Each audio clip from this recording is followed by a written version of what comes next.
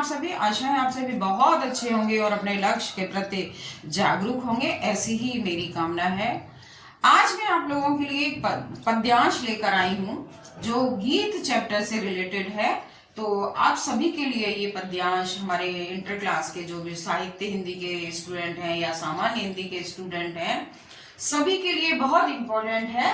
तो आइए चलिए शुरू करते हैं। बीती विभावरी जागरी, अंबर पनघट में डूबो रही, तारागढ़ उषा नागरी, खल खल खल कुलकुल सा बोल रहा, किसलई का अंशर डोल रहा है, लोहिया लतिका भी भरलाई, मधुमुकुल नवरस गागरी, अधरों में राग अमंद किए, अलकों में मलयज बंद किए, तू अब तक सोई है आली, आंखों में भरे बिहागरी।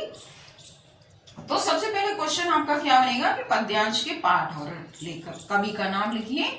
तो पाठ का नाम क्या है? गीत, और कवि का नाम जयशंकर प्रसाद, मैंने यहाँ नोट किया हुआ है। अब दूसरा प्रश्न बनेगा, रेखांकित अंश की व्याख्या कीजिए। तो कोई सी भी रेखाएं आपको दे दी जाएंगी। मैंने इन 3 लाइनों का यहाँ अर्थ लिखा है। बीती विभावरी जागरी, एक सखी दूसरी सखी से कहती है कि हे सखी, अब तेरा जागना ही उचित है, क्योंकि रात्रि व्यतीत हो चुकी है और प्रभात कालीन बेला हो चुकी है।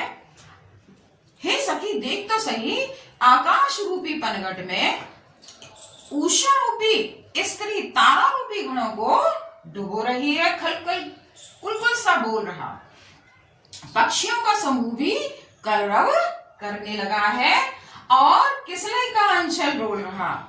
शीतल मंद सुगंधित वायु के चलने से पेड़ों के जो कोपल हैं, यानी नए पत्ते हैं, वो भी हिलने लगे हैं। अब ये लताएं भी नव रस पराग रूपी रस से युक्त गागर भर लाई हैं। ये लताएं भी नए पराग रूपी रस से युक्त गागर भर लाई हैं। किंतु हे सखी, तू अभी तक आनंदित होकर और अपने बालों में सुगंधित वायु को समाये हुए आलस से युक्त होकर अभी तक सोई हुई है और अपने आंखों में भरे विहागरी। विहाग का मतलब क्या होता है? आलस्य। तू अपने आंखों में आलस्य को समाये हुए लिए हुए अभी तक सोई हुई है। तो इन लाइनों का ये अर्थ है।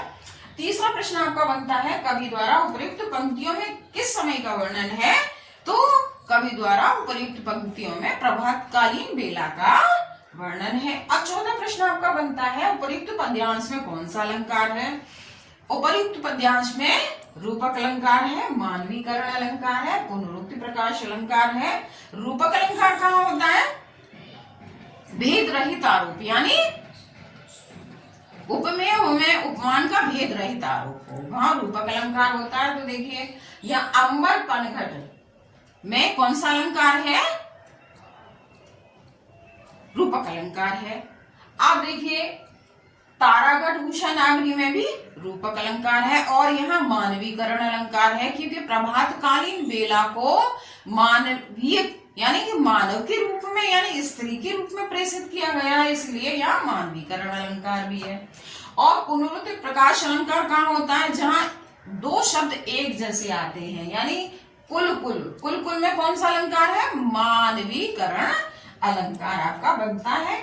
अब है 5वां प्रश्न, निम्नलिखित शब्दों के अर्थ लिखिए। विभावरी मीन्स रात्रि होती है, नागरी माने चतुर स्त्री होती है, किसलय माने कोपल यानी नए पत्ते, लतिका मीन्स बेल होती है, मुकुल माने कली, अलक मीन्स बाल होते हैं, विहाग मीन्स आलस्य होता है, और आली मीन्स सखी होती है। और यदि अल आ जाए, ये आली शब्द है, तो इसका मतलब होता है भंवरा।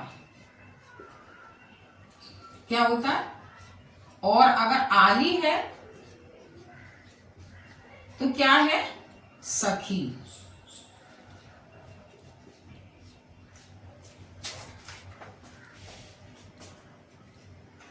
इस तरह से आप जो है अपने एग्जाम की तैयारी कर सकते हैं। ये आपके लिए बहुत ही ज्यादा इम्पोर्टेंट पैराग्राफ है, इसे अच्छे से तैयार कर लीजिए।